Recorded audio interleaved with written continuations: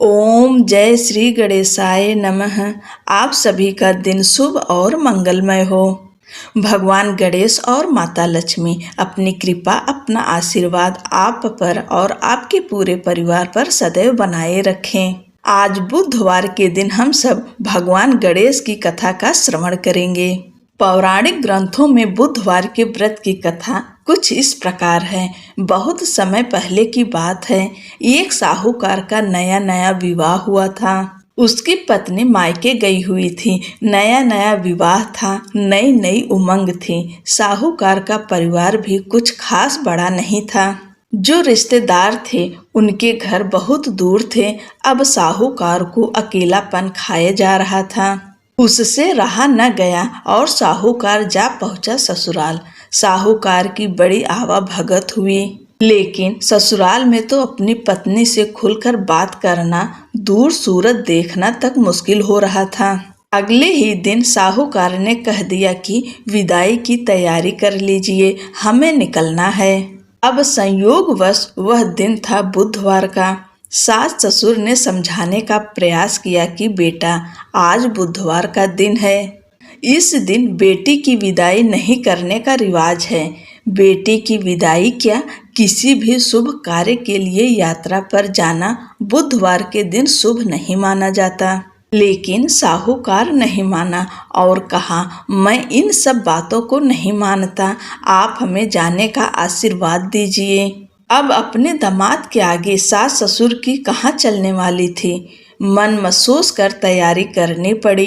बेटी की विदाई कर दी गई। अब चलते चलते रास्ते में साहूकार की पत्नी को प्यास लग जाती है।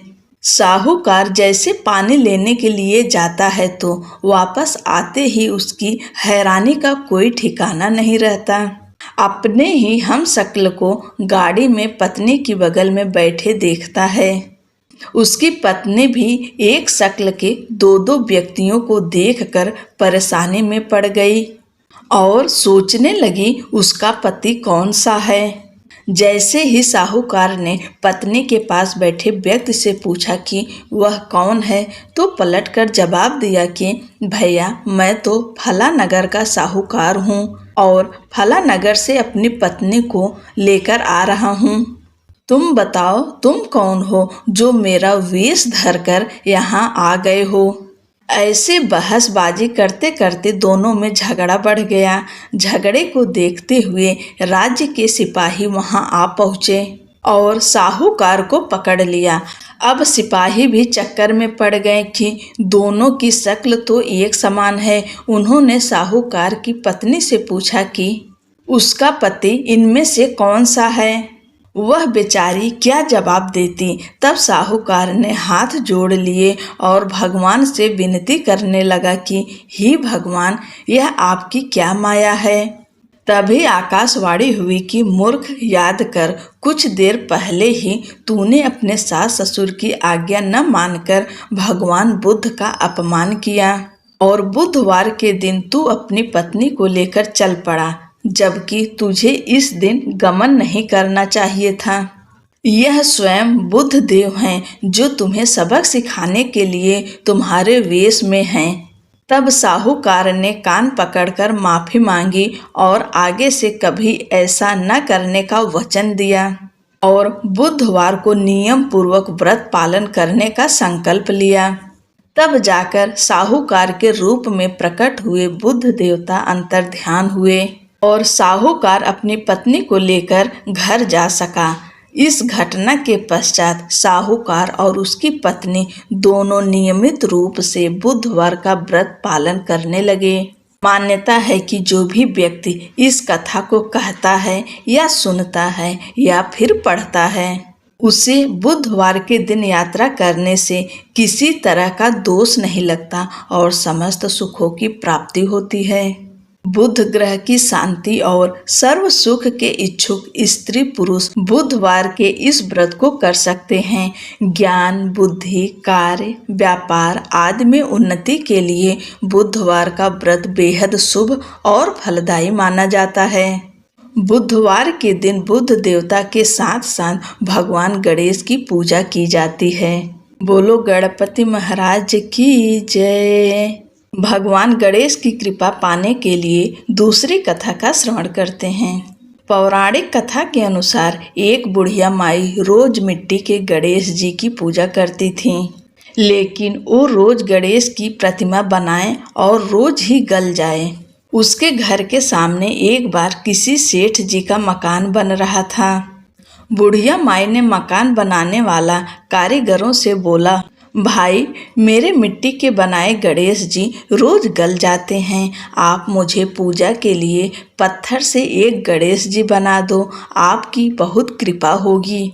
मकान बनाने वाला कारीगर बोला, माई, जितनी देर में हम तुम्हारे लिए गणेश जी बनाएंगे उतनी देर में हम दीवार पूरी कर देंगे।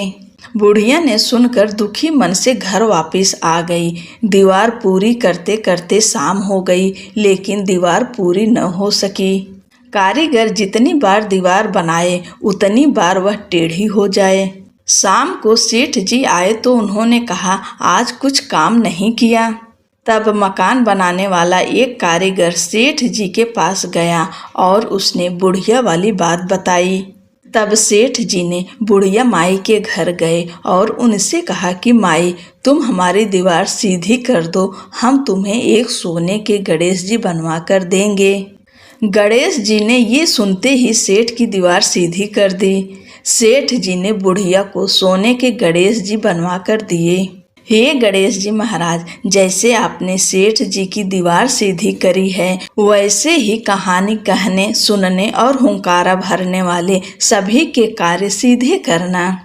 भगवान गणेश की चमत्कारी लीला। प्राचीन काल की बात है, एक ग्राम में एक धनवान साहूकार अपनी पत्नी के साथ रहता था। वे दोनों भगवान गणेश के परम भक्त थे और प्रतिदिन उनकी पूजा अर्चना किया करते थे। साथ ही वे सदैव गरीबों और जरूरतमंदों की सहायता करने के लिए तत्पर रहते थे। हालांकि उनके पास धन धान्य की कोई कमी नहीं थी, फिर भी उनके जीवन में एक बड़ी कमी थी, संतान न होना। इस कारण वे अत्यंत दुखी रहते थे। गांव के लोग भी उन्हें ताने देते थे, लेकिन साहूकार और उसकी पत्नी ने भगवान पर अटूट विश्वास बनाए रखा और सोचा कि ईश्वर अवश्य ही उनके लिए कुछ अच्छा सोच रहे होंगे। एक दिन पति पत्नी गणेश मंदिर में पूजा अर्चना करने गए। पूजा समाप्त कर जब वे मंदिर के बाहर आए तो उन्होंने देखा कि एक छोटा सा बालक सीढ़ियों पर बैठकर रो रहा है। वे बालक के पास गए और उसे शांत कराने का प्रयास किया। जब उन्होंने आसपास देखा तो बालक के माता पिता कहीं नजर नहीं आए। चिंतित होकर वे उसे मंदिर के पुजारी के पास ले गए और बोले, यह बालक हमें मंदिर के बाहर अकेले रोता हुआ मिला, क्या आप इसके माता पिता को जानते हैं? पुजारी ने सिर हिलाते हुए कहा, नहीं, मैंने इसे पहले कभी नहीं देखा। साहूकार और उसकी पत्नी और पुजारी तीनों मिलकर बालक के माता पिता को खोजने लगे। कई घंटों की तलाश के बाद भी जब उसके माता पिता का कोई पता नहीं चला तो पुजारी ने साहूकार से कहा, आप इस बालक को अपने घर ले जाइए। यदि इसके माता पिता इसे ढूंढते हुए आए तो मैं स्वयं उन्हें आपके घर ले आऊँगा।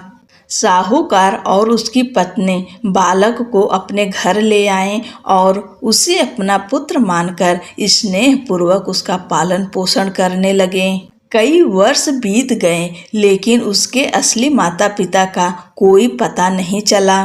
तब उन्होंने गांव के सरपंच से अनुमति लेकर बालक को विधिवत गोद ले लिया और उसका नाम गणेश रख दिया। कुछ समय बाद गांव में एक दंपत्ति आया जो चोरी और धोखाधड़ी करने में माहिर थे। जब उन्होंने सुना कि गांव के सबसे धनी व्यक्ति साहूकार ने एक अनाथ बालक को गोद लिया है, तो उन्होंने उसे अपना पुत्र बताकर साहूकार को ठगने की योजना बनाई। वे दोनों मंदिर में जाकर रोने लगे। पुजारी ने जब उन्हें रोते हुए देखा तो उनसे रोने का कारण पूछा। वे बोले, आज से 4 साल पहले इसी मंदिर में हमारा बेटा खो गया था। तब से हम उसे पूरे देश में ढूंढ रहे हैं, लेकिन अब तक हमें उसका कोई पता नहीं चला। पुजारी को विश्वास हो गया कि यह वही बालक हो सकता है जिसे साहूकार ने गोद लिया था। उन्होंने दोनों को साहूकार के घर ले जाकर कहा, साहूकार जी, गणेश के असली माता पिता आ गए हैं और वे अपने पुत्र को लेने आए हैं। साहूकार और उसकी पत्नी यह सुनकर अत्यंत दुखी हुए, लेकिन उन्होंने सोचा कि यह बालक यदि वास्तव में इन्हीं का पुत्र है तो इसे अपने माता पिता के पास ही जाना चाहिए। उन्होंने उन पति पत्नी से कहा, रात हो चुकी है, आप लोग यहीं विश्राम कीजिए, सुबह होते ही गणेश को लेकर अपने घर चले जाइए। यह सुनकर वे दोनों चोर अत्यंत प्रसन्न हो गए, क्योंकि उन्हें रात में चोरी करने का अवसर मिल गया। जब साहूकार और उसकी पत्नी गहरी नींद में सो रहे थे तो दोनों चोर उठे और तिजोरी तोड़ने लगे। आवाज सुनकर साहूकार का नौकर जाग गया। उसने चोरी होते देखी तो तुरंत कमरे का दरवाजा बाहर से बंद कर दिया। फिर वह तेजी से साहूकार को बुलाने दौड़ा। साहूकार और उसकी पत्नी ने चिल्लाने का कारण पूछा तो नौकर ने बताया, मालिक, यह दोनों पति पत्नी तिजोरी तोड़कर चोरी कर रहे थे। साहूकार यह देखकर समझ गए कि ये गणेश के माता पिता नहीं बल्कि धोखेबाज चोर हैं। उन्होंने गणेश को सौंपने से इनकार कर दिया और उन दोनों को गांव से निकाल देने का आदेश दिया। लेकिन वे चोर आसानी से हार मानने वाले नहीं थे। वे गांव के सरपंच के पास गए और झूठी शिकायत की, साहूकार हमारे पुत्र को हमें वापस नहीं कर रहा है। सरपंच ने साहूकार और उसकी पत्नी को बुलाकर कहा, इस विवाद का निपटारा करने के लिए हमें कोई प्रमाण चाहिए। गांव के बुजुर्गों ने एक परीक्षा का सुझाव दिया। दोनों औरतें यानी साहूकार की पत्नी और धोखेबाज महिला सूर्य देवता के सामने अपना आंचल फैलाएंगी। जिसके आंचल से दूध की धारा गणेश के मुंह में जाएगी वही उसकी सच्ची माँ होगी।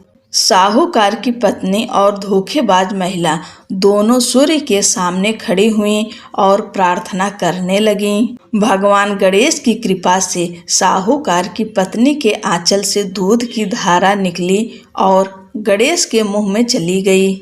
यह चमत्कार देखकर सभी लोग आश्चर्यचकित रह गए। गांव के सरपंच ने घोषणा की कि गणेश का असली अधिकार साहूकार और उसकी पत्नी को है। गांव वालों ने गणेश जी की जय के जयकारे लगाए और धोखेबाज पति पत्नी को गांव से बाहर निकाल दिया। बोलो गणेश भगवान की जय, गणपति महाराज की जय। दोस्तों, पूरी कथा श्रवण करने के लिए आपका बहुत बहुत धन्यवाद।